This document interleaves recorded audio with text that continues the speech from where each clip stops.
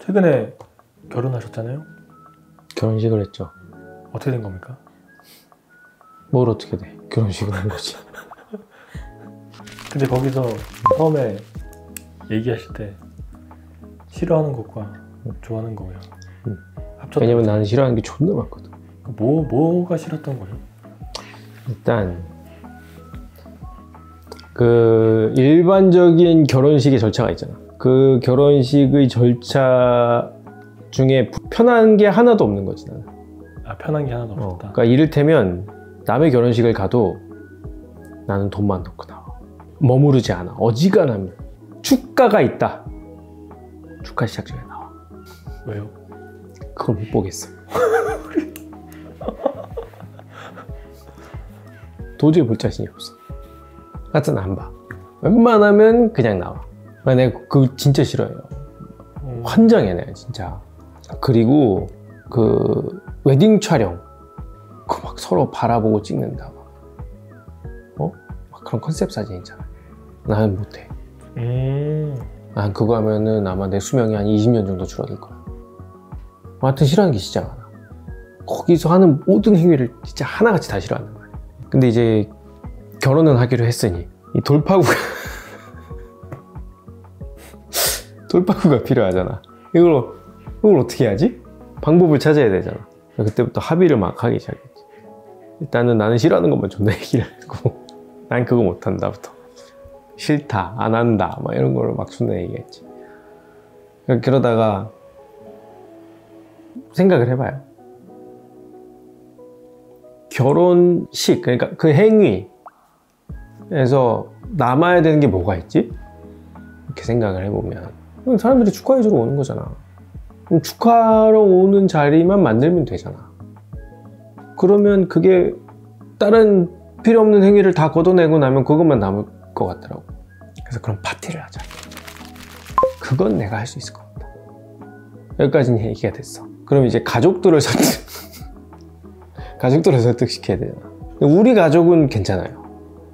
오케이 하셨어요? 왜냐하면 우리 집에서는 내가 결혼을 할 수 있을 거라는 생각을 못 하셨거든. 전혀 거기에 대한 기대가 없는 분들이었거든. 네가 한다고? 그럼 이제 거기서 이미 만족한 거야. 네가 결혼을 해? 오케이. 오지 말라면 안 갈게. 네가 알아서 해. 약간 이런 식이셨어. 어떻게 친해진 거예요? 응? 그러니까 생긴 대로 살면 이렇게 돼요. 그 좋아하는 건 내가 잘 표현을 못해도 싫어하는 건 온몸으로 표현하는 놈이잖아. 이제 아까도 얘기했잖아. 약간 그런 놈이거든. 그러니까 싫은 걸 티를 팍팍 내면서 살았지. 네 결혼하는 것만으로도 다행이다. 그것만으로도 충분히 만족한다. 이렇게 된 거야. 그럼 우리 집은 됐어. 이제 저쪽 집안이 문제잖아. 저쪽 집안은 어떻게 할 거냐. 근데 다행히도 대부분 좀 쿨하셨어. 그래서 어느 정도 합의가 됐지. 물론 갈등이 아예 없었냐 그렇게 말하기는 어려운데 전반적으로 어려움 의미 없이 이렇게 스무스하게 넘어갔다. 그러면 준비하는 동안 뭐 싸우거나 이러진 않으셨어요? 그럴 일은 없었어. 그럴 일은 없었고 이제 나머지 작업들이 필요한데 이제 남은 거는 이제 어디서 행사를 할 건지 그리고 어떤 형태를 취할 건지 이런 것들이 남아있죠. 근데 이게 식순이 없어도 괜찮겠냐? 나는 개인적으로 식순이 있으면 견디질 수 없을 것 같다. 끝밖과 우겼고 식순이 없다면 시간을 길게 해서 올 사람들이 왔다 갔다 하면 되지 않겠냐 이 정도 얘기가 있었고 만약에 한 방에 다 모을 거면 식순이 필요하겠지. 이 사람들이 많은 사람들이 다 와갖고 뭔가 그 다음 차례가 있어야 되는데 그런 게 없으면 뭐 자유롭게 오갈 수 있게 하면 되지 않겠나 이렇게 생각을 했고 공간을 선택하는 게 조금 어려웠고 왜냐면 몇 명이 올지 감이 안 오고 어디까지 초대해야 될지 모르겠고 왜 이렇게 나중에 해보면 알 거야. 그렇게 안 한다 그랬나? 리스트를 이렇게 적다 보면은 불러야 되는지 말아야 되는지 애매한 사람이 있어. 그쵸. 그게 진짜 어려워. 이 사람한테 알리는 게 맞는지 아닌지를 잘 모르겠는 경우가 되게 많아. 그래서 되도록이면 큰 공간이었으면 좋겠다. 고민하지 말고 싹 뿌리고 그렇게 하면 되니까. 그러다가 큰 공간이 서울 바닥에 있을 리가 없잖아요. 뭐 지방 이런 데로 가면은 뭐 찾아볼 수 있겠지만 지방 이런 데로 가면은 사람이 많이 오지도 않을 것 같고 뭐 용인도 가보고 뭐 별의별 데 다 가봤어. 그러다가 송대용 생각이 번쩍 났지. 방송에 이 유튜브에 한 번도 출연한 적이 없지만 이름은 여러 번 거는데 그 펠트에서 하자. 송대용한테 전화를 했지. 가게 하루만 닫을 수 있냐? 왜? 내가 결혼을 좀 하려고. 거기서 그래? 이러더라고. 그래갖고 펠트 청계에서 하기로. 근데 펠트 청계가 그렇게 크지 않잖아요. 그럼 시간을 들리면 되잖아. 그렇게 해서 한 거죠. 그리고 이제 케이터링하고 이런 건 연정이가 다 찾았고 나머지 뭐 이제 사진을 찍을 수 있는 공간이라든가 이런 것도 다 연정이가 찾아냈고 이제 저는 가지고 있는 인맥을 총동원해서 다른 준비를 좀 했고 컨텐츠 집어넣고 뭐 칵테일 만들어 달라 베스트 바리스타한테 커피 좀 내려달라고 할 수 있냐 이런 것들을 좀 준비했고. 그래서 송대용 대표님이 그런 얘기를 하셨거든요. 여러 사람들한테 민폐 끼쳤다고. 그렇지. 이렇게 많은 사람들에게 민폐를 끼치며 이게 지금 한두 명한테 내가 피해를 끼치고 있는 게 아니야. 어쩔 수 없어.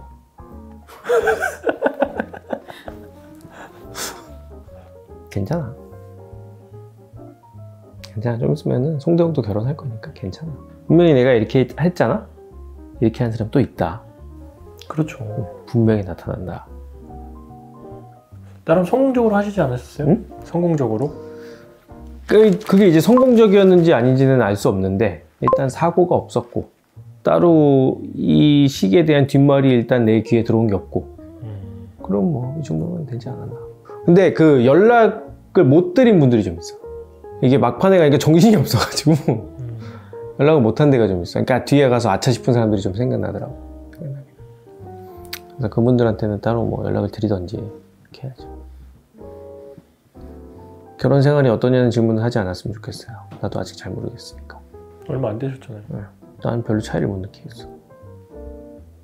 얼마 전에 결혼은 하셨어요? 이렇게 누가 나한테 물어보는데 안 했다고 대답할 뻔했어. 그거 혼나요. 그러니까 아직도 내가 약간 인지가 없는 것 같아. 근데 그럴 수 있죠. 그러니까 그거 외에 지금 그 일반적으로 결혼을 할 때 하는 것들 있잖아요. 이를테면 예물이라든가 이런 게 지금 하나도 없거든요. 반지도 없고 시계도 없고 그런 거 하나도 안 했거든. 근데 나는 개인적으로 그걸 하지 않은 거에 굉장히 만족하거든요. 약간 그 마음은 사회에 대한 저항인가요? 모르겠네. 근데 내가 약간 이상하다니까. 그러면 어쨌든 하기 싫은 거에 대해서는 어쨌든 뭐 최대한 안 하신 거잖아요. 맞아. 사모님은 어떤 거를 꼭 해야 된다고 얘기하셨어요? 꼭 해야 된다라는 느낌보다는 좋아하는 거? 좋아하는 것들이 좀 있죠. 몰라. 나는 모든 거를 이렇게 해야 된다는 프레임으로 바라보는 걸 그렇게 좋아하지 않는 것 같아요. 사람이 삐뚤어져 있는 거지.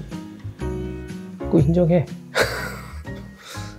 삐뚤어져 있는 건 그건 맞지. 그건 맞는데 이제 이렇게 보면 되지. 내가 이제 삐뚤어진 시각을 갖고 이 모든 사안을 바라보면 저 친구는 그 삐뚤어진 거를 긍정적인 시각으로 보면서 무언가를 만들어 나가는 거지. 근데 결혼식이라는 게 사실 그렇잖아요. 지금 현재 있는 결혼제도를 내가 비판하고 싶은 마음은 없는데 결국에 직접 축하를 건넬 수 있는 자리가 만들어지면 사실은 그 역할은 다 한 거라고 생각을 하고, 물론 거기에는 몇 가지 희생이 필요해요. 몇 가지. 그러니까 본인의 희생이 아니고 나머지 가족들의 희생이 좀 필요해. 타협이 돼야 되니까. 근데 그것만 된다면 이상하게 볼 건 아니지 않나? 뭐 나름 합리적으로 볼 수 있는 거 아닌가 그렇게 생각을 하고. 대표님이 어쨌든 그렇게 해가지고 많은 분들이 용기를 또 얻으신 것 같더라고요. 이제 전국에 나 같은 애들이 또 있을 거잖아? 흔치 않지만. 형이 하니까 저도 자신감이 생기네요. 그러니까 나도 이제 할 수 있겠다 이런 생각을 많이 하신 것 같은데. 잘 생각해야지.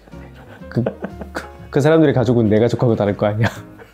그래서 이제 공식적으로 결혼을 했다. 아 그리고 많은 분들이 좀 궁금해하실 것 같은데 저도 개인적으로 좀 궁금하고 청첩장이라고 해야 되나? 거기 표정이 왜 그러셨는지. 왜 환하게 웃고 있잖아. 편하게 웃고 있는 거 맞아요? 내가 그 사진을 찍으러 가는 날 응. 다리를 다쳤어. 접질러가지고. 그래서 정말 아팠어. 그리고 그날 사진을 찍고 기부스를 냈어.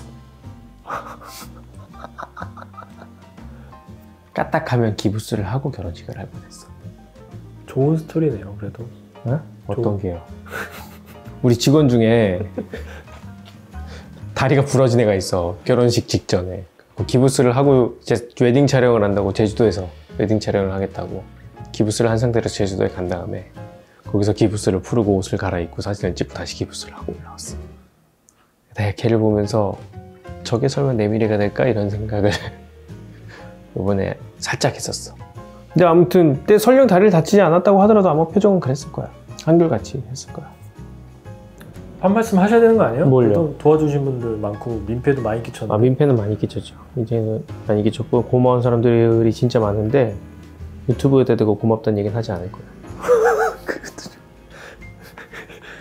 왜냐면 그 사람들이 이걸 볼 리가 없거든. 아 그래요? 이랬는데 또 봤다고 또 한 사람 있겠다.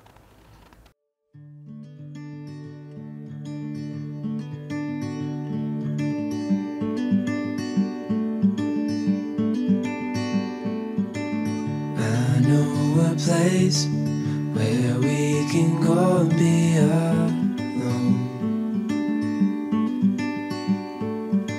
So come away with me, nobody has to know. Where we gonna go?